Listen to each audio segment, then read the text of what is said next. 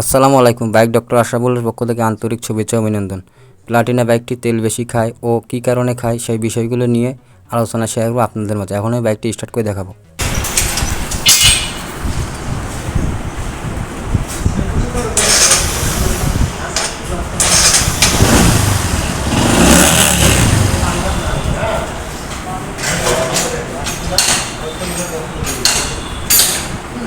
বাইকটির মেন সমস্যা, বাইকটি তেল বেশি খায় ও ঘন ঘন স্টার্ট বন্ধ হয়ে যায়।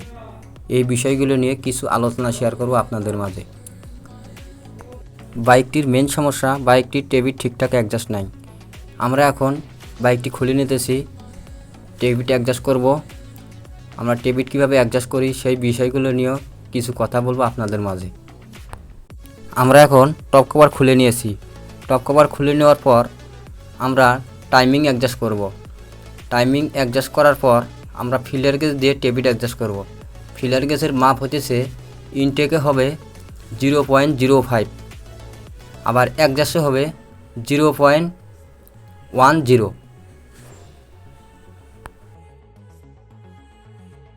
টেবিট অ্যাডজাস্ট করার সঠিক নিয়ম, প্রতি 4 থেকে 5,000 কিলোর মধ্যে আপনার বাইকের টেবিট ঠিকঠাকভাবে অ্যাডজাস্ট করে নেবেন।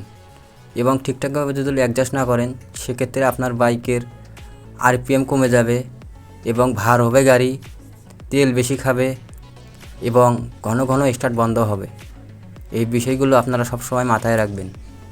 টেবিট অ্যাডজাস্ট করার সময় অবশ্যই ইঞ্জিন হালকা ঠান্ডা রেখে টেবিট অ্যাডজাস্ট করতে হবে।